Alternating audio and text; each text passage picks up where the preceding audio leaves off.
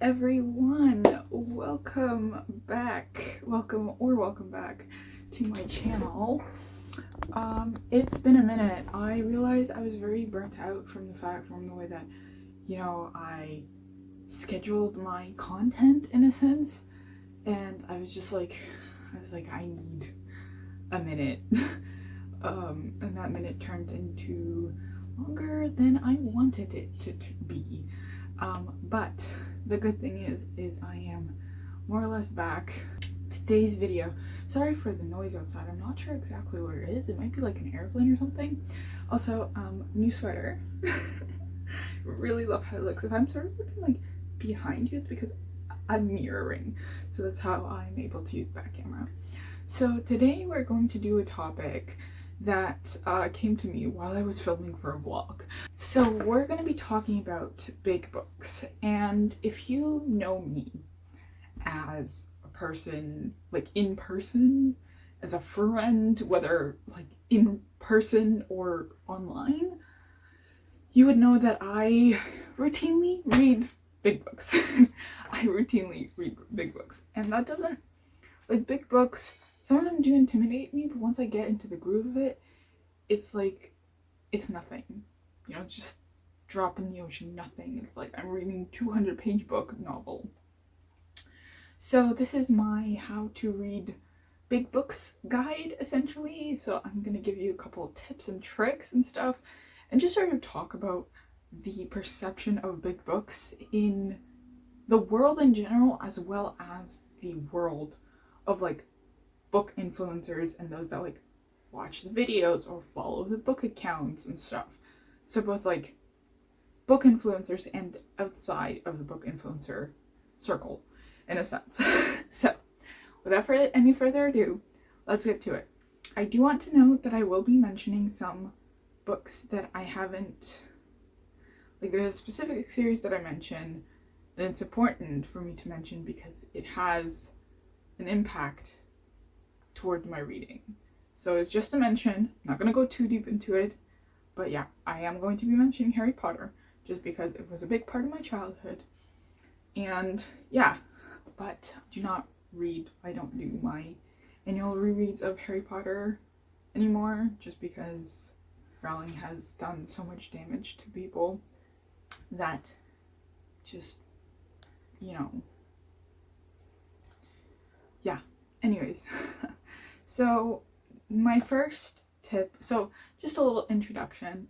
I grew up, as I said, reading a lot of books, like a lot. I was the biggest reader in the family. I was the big reader, okay? And yeah, this does come from my parents. Both my parents are big on books. And I wasn't really ever, no one really monitored my reading. I think I was one of those kids that it was definitely like, oh, we'll just leave you to your own thing and we trust you to not be stupid, which I appreciated, because the book buying bans that I hear about in the US, it's scary, because if they found out what I read at the age that they're banning the books to, all these parents would probably fall over. I had no business reading John Green at like 12 years old. And it's not like there's bad stuff in John Green, it's just that definitely mature stuff, and I just didn't understand it. It didn't have a negative impact on me in any sense, but, just a thing of understanding, right? So my first, still the intro. So I grew up reading Harry Potter, and the longest book is The Order of the Phoenix, which is the 5th book, which is also my favorite book, which I ended up just rereading for fun. Like, if I was bored of all the other books I'd picked up, or if I had like read so many books in between my initial reread of Harry Potter that year, I would just pick up the 5th one because I wanted to reread it. I just wanted to get back into the world, and also every time I just, found something new or had a new perspective on something. And again, Order of the Phoenix is the longest book in the Harry Potter series. And, at that point, 500 pages is a big thing for like a 12-year-old. But, nowadays it's nothing for me, because again, I would read the longest book in the series for fun. So my mentality, because of that, completely changed towards big books. Obviously, there are some that I'm like, whoa, I need to find a workaround, because seeing it be 1,000 pages.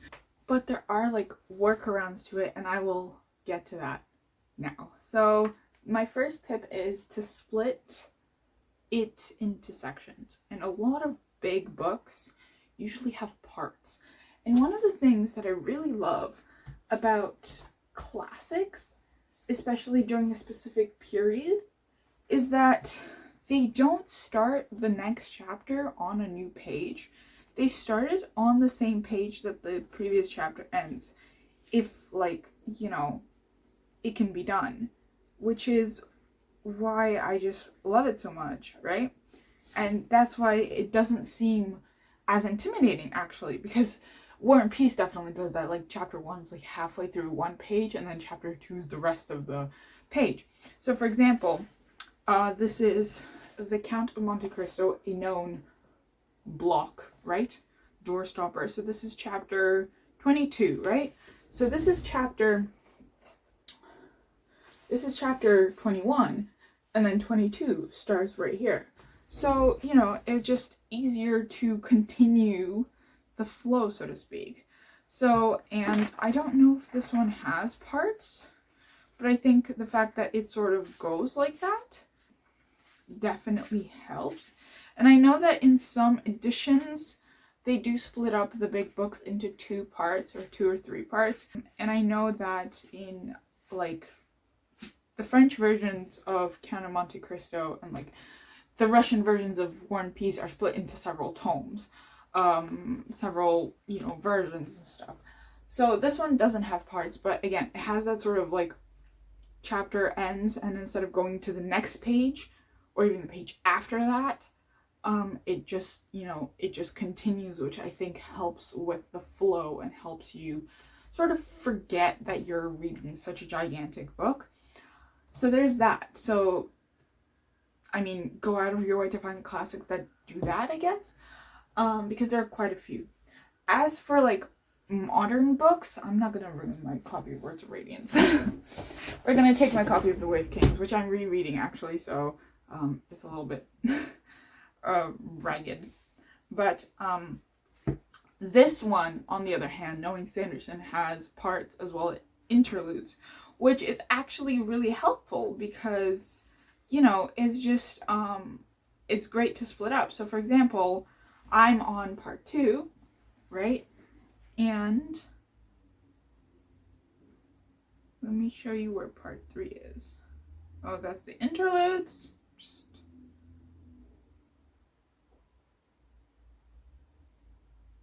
And then, so part 3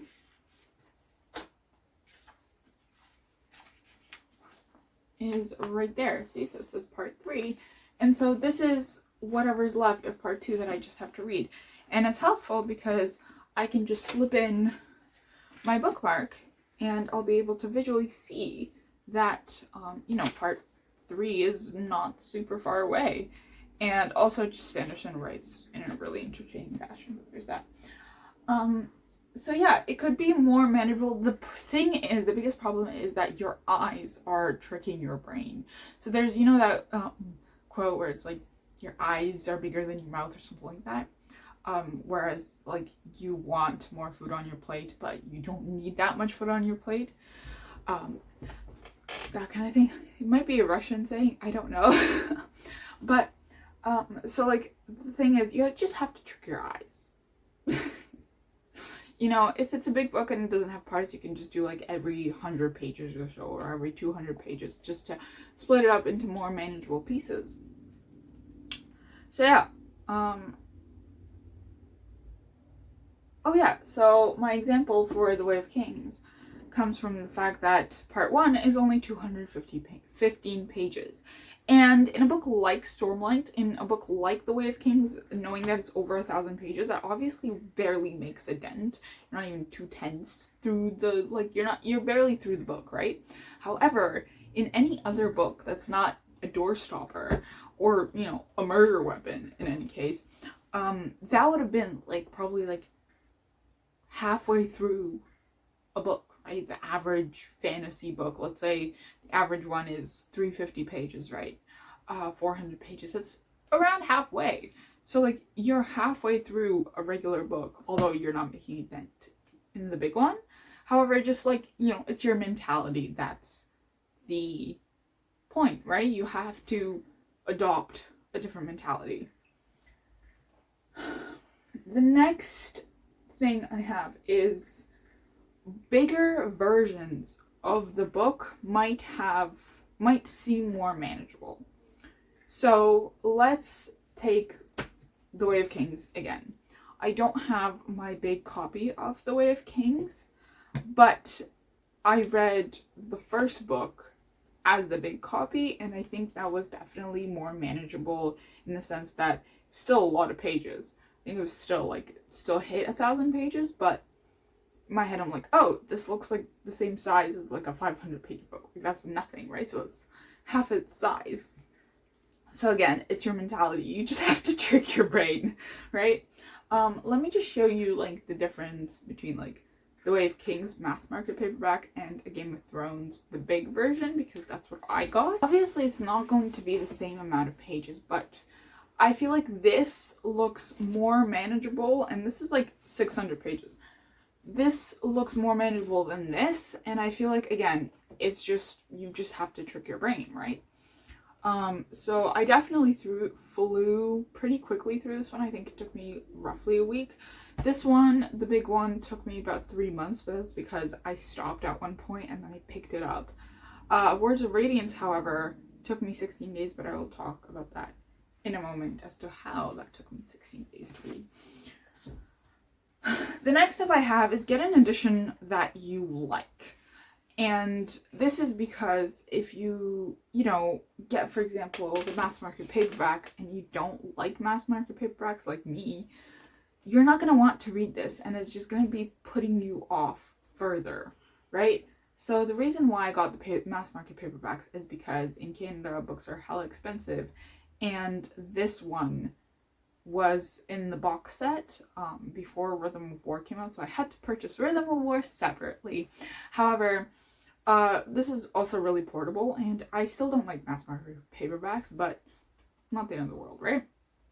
I can always buy the big ones later on. So it's just, you have to buy an edition you like, and it'll be like, more tolerable to pick up, and you'd want to read it more.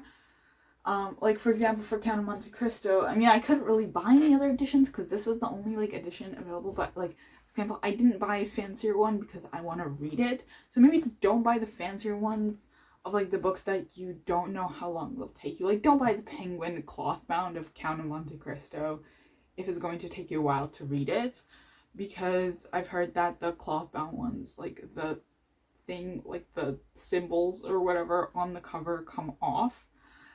So, like, buy the Penguin Classics edition, just the regular one. That way you can, take it around and you won't have to really worry about, like, ruining it completely. Plus, you can't really go wrong with Penguin Classics, right? Because they're just so timeless, and I love them. So, yeah. You can also buy, like, a cheaper copy if you're not sure how you feel about it. So for example, I don't know, like, a lot of my books are secondhand, but like I can't really think of the big books that I bought secondhand. I mean, I guess you can say that, like, I bought a bunch of my Iliad and Odyssey copies secondhand, but I read them, right? Like, I've read them, Just buy a secondhand copy if you're unsure how you're gonna feel about it, because I feel like it's less damage done because it's like a secondhand copy, so it's been used already. So if you damage it further, it's not that big of a deal. The next tip I have is switch up the methods. And I know this may seem controversial, but I switch up the methods all the time. Like, you don't have to stick to the physical copy if you're not feeling the physical copy. Like, I started the Count of Monte Cristo on my Kobo. And then I was like, oh, I want to read this. So I got a physical copy. And then I just stopped reading it. But speaking of methods and stuff, I read The Way of Kings, as I said before, as a physical copy, right? As the big physical copy. I also got the audiobook for it. So for the last little bit, I listened to a bit of the audiobook because I was just getting super tired. For Mistborn, for example, I read the first book and then I listened to it via audiobook, like the second book. Like a majority of it, I was listening. So again, switch up the formats if you're just feeling like something is slowing down. You know, whether it's like your eyes are getting tired or like you're really busy to just sit down and read. Audiobooks count as reading. I don't care what you say. Argue with the wall. You know, you just be surprised with like how much you can do if you just switch. Like for example, a Game of Thrones, I started on my e-reader and then I switched to the physical. No, for Game of Thrones, I kept on switching because like my e-reader, right? It's really useful. I can read in the dark. So I would just like read the physical copy during the day and then I'd find the spot where I am at during the night and I just continue reading it that way. I just switch. Obviously it's a little bit more brain power, but like you never know. Maybe it could be the thing that will propel you into finishing the book. Also, there's a big difference between like having a hardcover copy and having like a paperback copy. Like I have a paperback copy of another Doorstopper, a really popular Doorstopper, The Pirate of the Orange Tree, which I loved, by the way. I haven't read this in ages though, but I read it in like 10 days back when I did, and I actually read the hardcover that was from the library. Like I got it from the library, and I decided to get the paperback because it's just, again, it looks more manageable. Also, floppy. But you know, it just looks more manageable and like it just also is less heavy on the wrists, you know, on your hands. Less detrimental. I keep using that word, but anyways. And the next tip I have is again about the e-readers. If you have an e-reader, read the long books on your e-reader. I read all of Words of Radiance on my 6-inch Kobo Clar HD. Do you guys know how small that is? That is roughly the size of like a mass market paperback. Okay, like I read that and the font was bigger. So on my e-reader, it would show that it would be like more pages than it actually is, just because it works. So I read this whole entire thing. You know, this is longer than The Way of Kings, okay? I'm gonna tell you how many pages this is right now.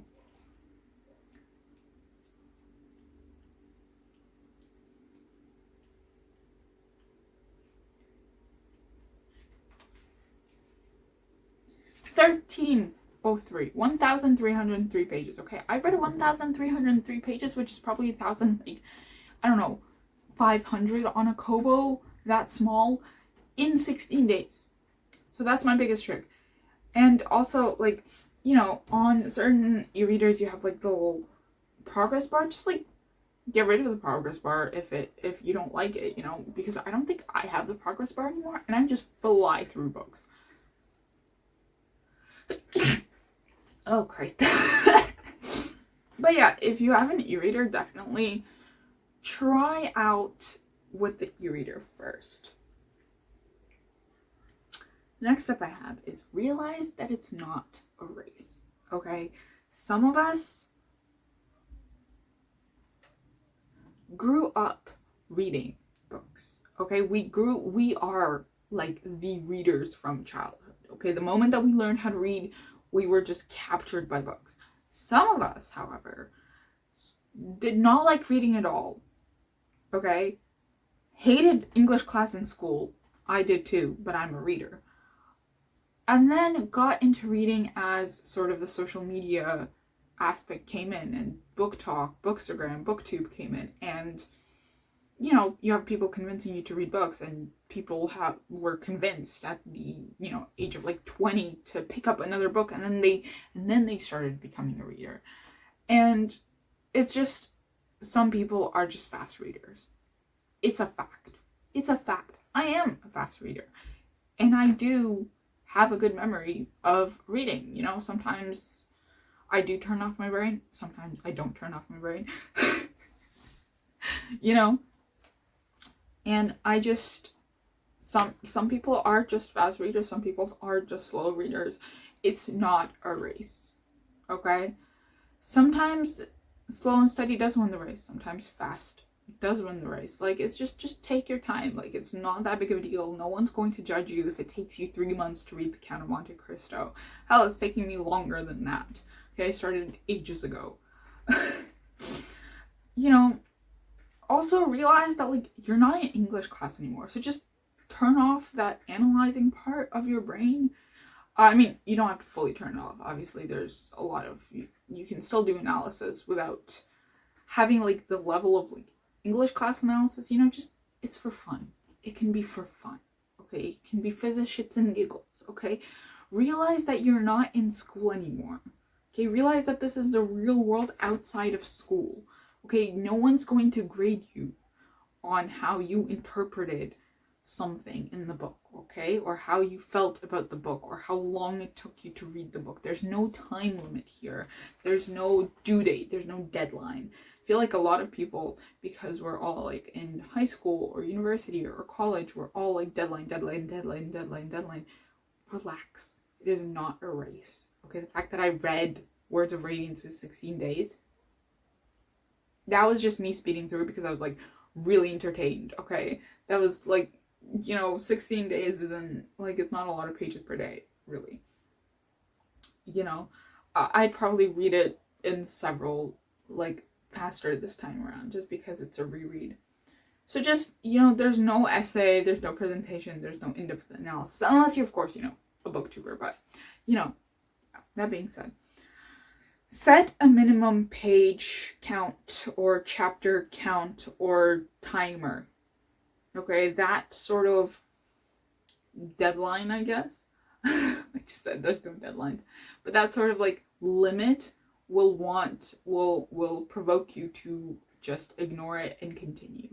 If you're enjoying the book. If you're not enjoying the book, feel free to DNF it. Feel free to put it down. Like, again, like, no one's going to judge you for things. You know, well, I mean, everyone is, but, like, you don't have to take that personally.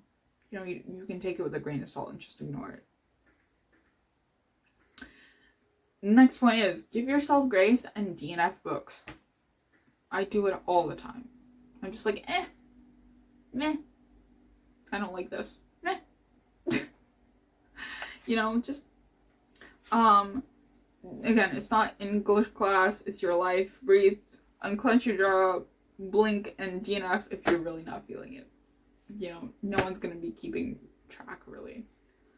For certain long books or guides, like Lord of the Rings, Song of Ice and Fire, Cosmere, like, there are guides. So if you're having trouble, utilize those guides. You know, there's a whole thing on the Lord of the Rings, especially, just, like, details of it all. There's so many wonderful creators that talk about Lord of the Rings lore, the legendarium. So for certain long books, such as The Count of Monte Cristo, like classics, doing some research might help you understand the time period and why it's written the way it's written.